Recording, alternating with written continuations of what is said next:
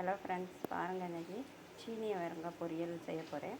அதுக்கு தேவையான பொருட்கள்: வெங்காயம், கொஞ்சமாக தக்காளி, கொஞ்சம் தேங்காய், கருவேப்பிலை.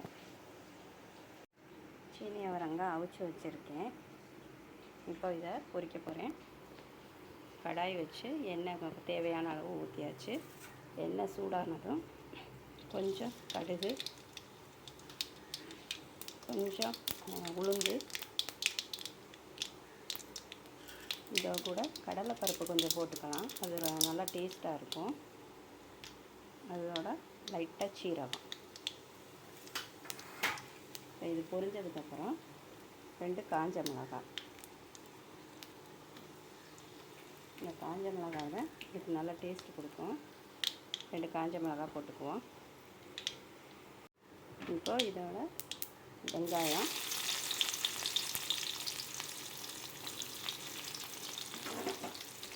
கொஞ்சம் பொரியட்டும்.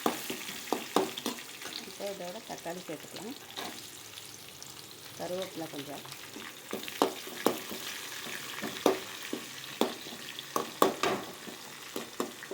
இதெல்லாம் கொஞ்சம் நல்லா பொரியட்டும்.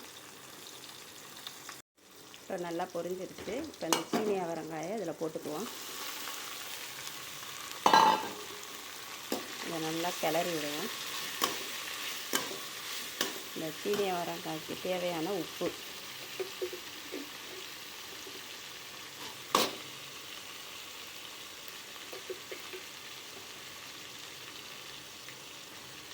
இதை போட்டு இதை நல்லா கிளறி விடுவோம். இதுக்கு வேறு எதுவும் கிடையாது. சிம்பிளாக இதை இப்படி வறுத்து எடுத்து இதோட தேங்காய் சேர்க்கணும். சேர்த்து சாப்பிட்டா ரொம்ப டேஸ்ட்டாக இருக்கும். கொஞ்சம் இந்த உப்பு சேர்றதுக்காக ஒரு 5 நிமிஷம் அப்படியே வேக வைப்போம். இப்போ பாருங்கள், இதில் சால்ட் நல்லா சேர்ந்துருக்கும். 5 நிமிஷம் ஆச்சு.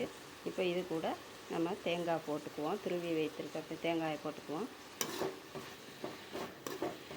இந்த சீனி அவரங்காய்க்கு எந்த பொடியும் சேர்க்குறதில்ல. காஞ்ச மிளகாய் தான் காரத்துக்கு, தேங்காய் தான் டேஸ்ட்டுக்கு. இந்த பொரியல் சீனி அவரங்காய் உப்பு பொரியல். இது ரொம்ப டேஸ்ட்டாக இருக்கும். ஈஸியான பொரியலும் கூட.